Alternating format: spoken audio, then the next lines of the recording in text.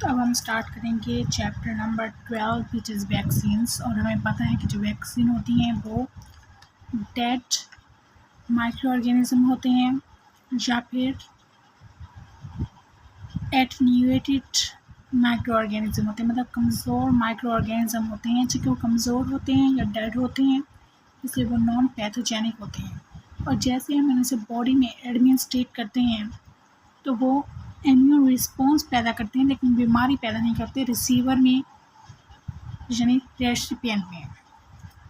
तो इस तरह चूँकि वो इम्यून रिस्पॉन्स पैदा करते हैं तो जब अगली बार कोई लाइव जिंदा माइक्रो ऑर्गेनिज्म आता है तो वो रिस्पॉन्स ऑलरेडी उसके लिए तैयार होता है और वो फ़ौरन उस रिस्पॉन्स से किल हो जाता है।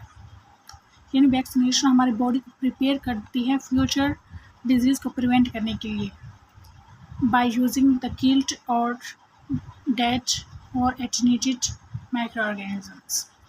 Vaccine is a suspension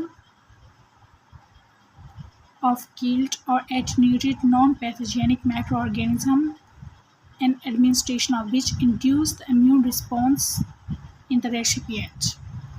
History.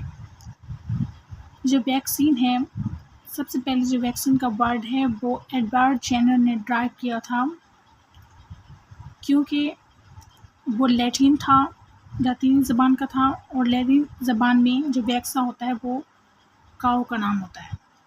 तो उसने वैक्सीन को काऊ के नेम पे क्यों रखा?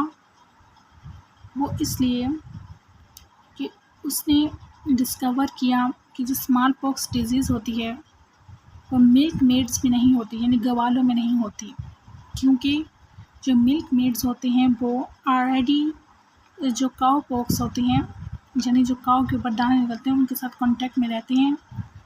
और जैसे काऊ की जो पॉक्स है मिल्क मेड्स की स्किन को लगती है तो वो उसके लिए वैक्सीन का काम करती है और वो वैक्सीन उसी मिल्क मेड को प्रोटेक्ट करती है कि उसे स्मॉल पॉक्स ना हो।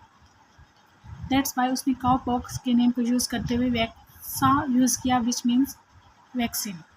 The term vaccine derived from Edward Jenner use of cowpox vaxa means cow in Latin. उसने डिस्कवर किया which when administered to humans provided a protection against smallpox. उसने डिस्कवर किया कि अगर काउ पॉक्स को इंसानों के अंदर दाखिल कर लिया जाए तो उन्हें स्मॉल पॉक्स नहीं होता, क्योंकि जो मिल्क मेड्स थे, जो गुब्बारे थे, वो काउ पॉक्स के साथ कांटेक्ट में रहते थे और उन्हें स्मॉल पॉक्स नहीं होता था। तो इस छोटी सी ऑब्जर्वेशन से वैक्सीनेशन वजूद में आई।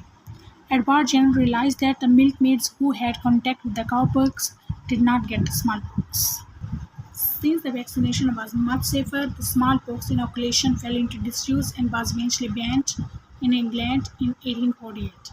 क्योंकि वैक्सीनेशन के ज़रिए से ही डिजीज़ को कंट्रोल कर लिया जाता था, तो इसलिए काउपॉक्स या स्मॉल पॉक्स को इंसानों के अंदर दाखिल करने की ज़रूरत नहीं रही और इसे बैन कर दिया गया 1848 में, क्योंकि हमारे पास काउ पॉक्स के इनोकुलेशन के मेथड के ज़रिए एक नया तरीका यानी वैक्सीनेशन वजूद में आया, जिसके ज़रिए हम किल्ड या फिर एटन्यूएटेड जर्म्स को दाखिल कर देते थे और ज़िंदा जरासीम को दाखिल नहीं करते थे। इससे ज़िंदा जरासीम को दाखिल करने का अमल 1848 में बंद कर दिया गया और वैक्सीनेशन को स्टार्ट कर दिया गया, विच वॉज मच सेफर।